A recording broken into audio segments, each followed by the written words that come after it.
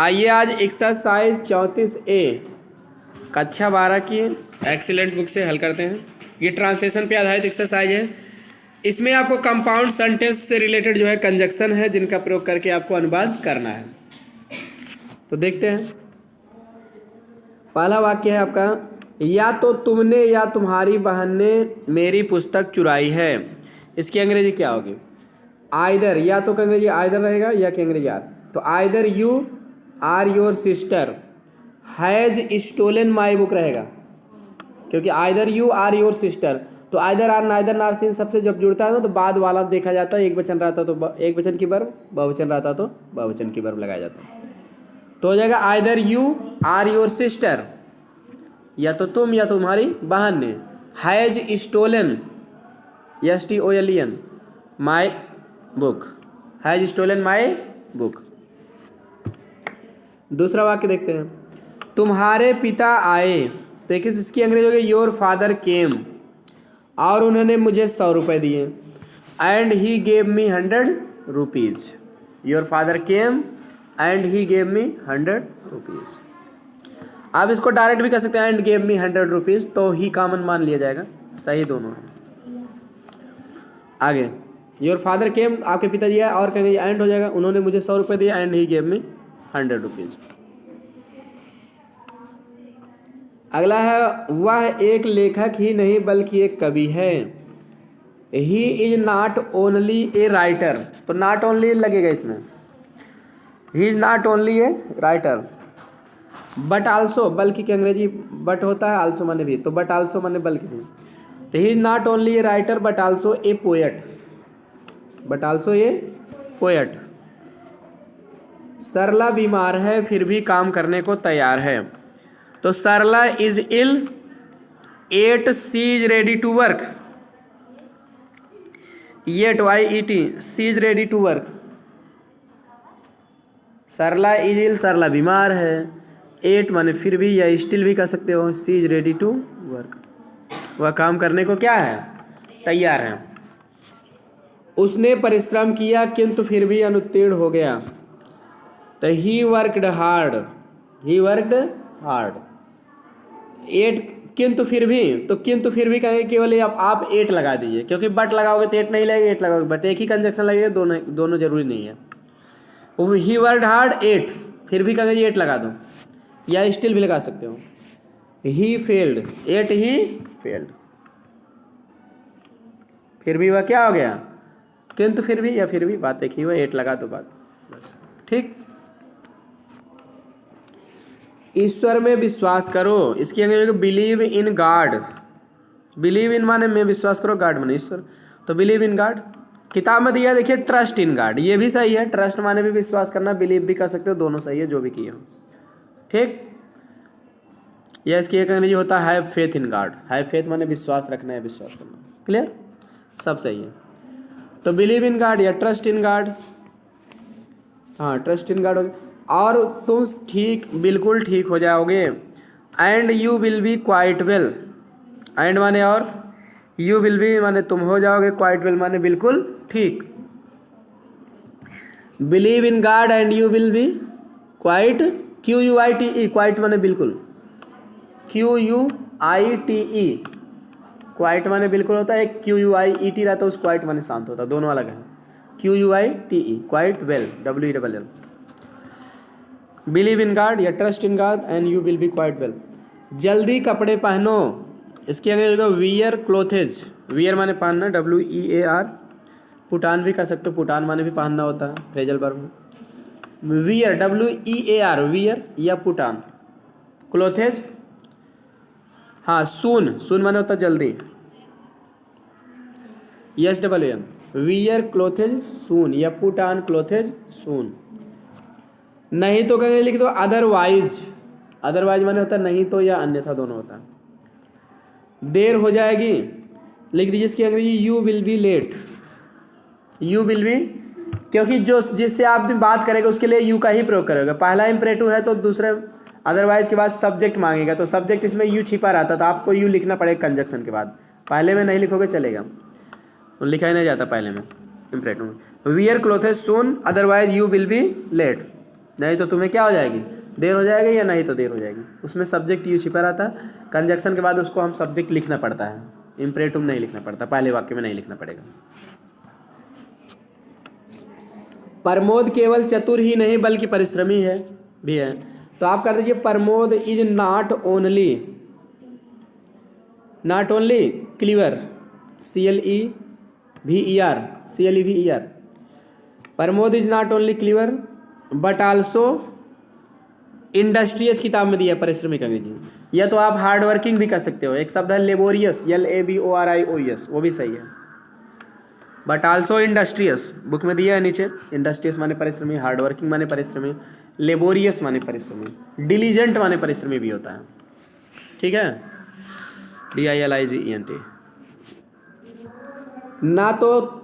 तुम ना तो खाना खाते हो और ना ही स्कूल जाते हो, तो बता दीजिए कि हाँ, you neither eat nor go to school, you neither eat nor go to school का दो, या neither you eat nor you go to school, दोनों सही है। यू नाइदर ईट, तुम ना तो खाते हो, नार गो टू स्कूल, ना तो स्कूल जाते हो, या सिर्फ कैसे neither you eat nor you go to school. इसमें कॉन्सेप्ट ये है कि अगर नाइदर पहले लिखोगे तो उसके बाद सब्जेक्ट लगाओगे तो नार के बाद भी सब्जेक्ट, अगर सब्जेक्ट के बाद नाइदर लगाओगे तो वहाँ भी सब्जेक्ट, ठीक है, आप आराम से लगा सकते हो।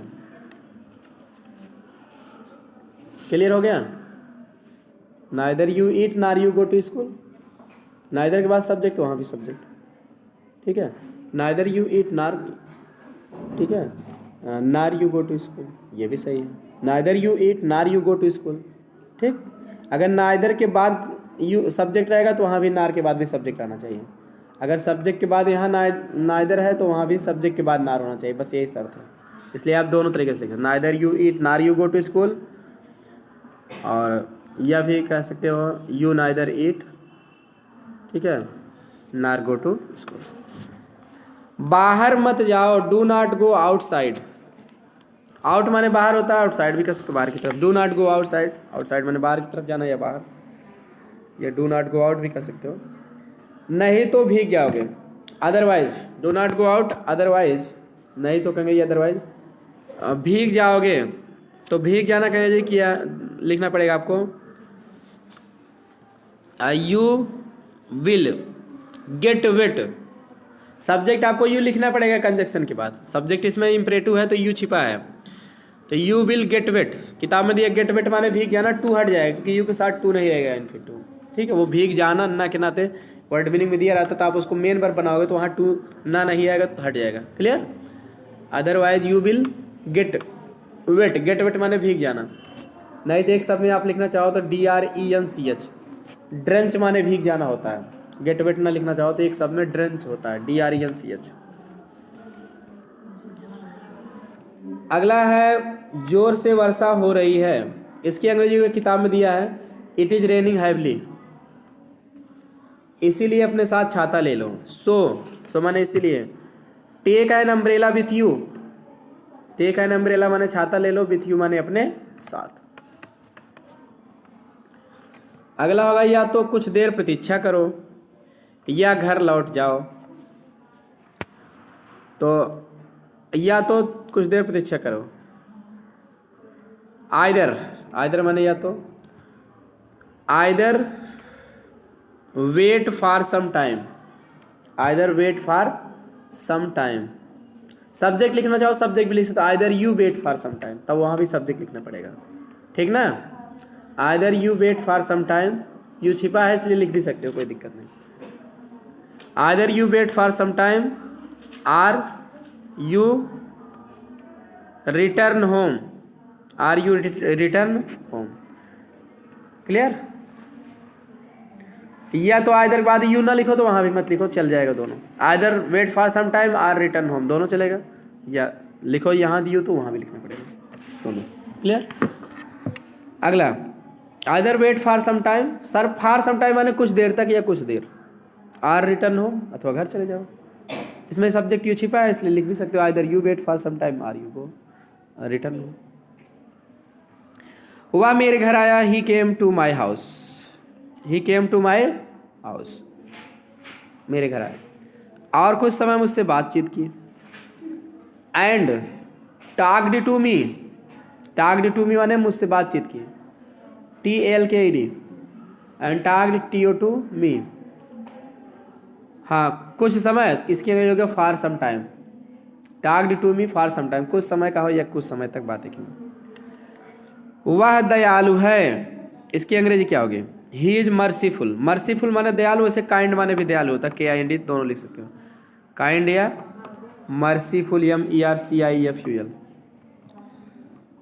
MERCIFUL, मर्सीफुल माने दयालु होता है, या काइंड ही लिख दो, KIND। अतः के अंग्रेजी लिख दो सो कह दो, देयरफॉर कह दो, हेंस भी कह सकते हो, HENCE दोनों, सभी का मतलब आता होता है। सो हाँ, उससे सभी प्रेम करते हैं, आल लव हिम, आल माने सभी, लव हिम माने उससे प्रेम करते हैं या उसे, अतः उससे सभी प्रेम करते हैं, इसको सो आल लव हिम। 15वां है, ना वह ना पढ़ती है ना कोई काम ही करती है, ठीक है, तो हो जाएगा सी नाइदर रीड्स, सी माने वह, नाइदर रीड्स ना तो पढ़ती है, नार डज एनी वर्क, ना तो कोई काम करती है।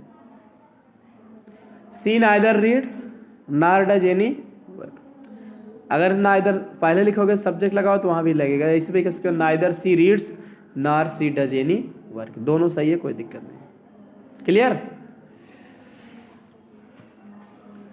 इसमें ये होता है कि पार्ट्स ऑफ स्पीच अगर सब नाइदर पहले लिखे उसके बाद सब्जेक्ट है तो ना के बाद भी सब्जेक्ट रहना चाहिए, यही शर्त होती है, ठीक, नहीं तो आप उसको ऑब्जेक्ट का पार्ट बना दो तो बाद में लिखना सब्जेक्ट जरूरी नहीं रहता।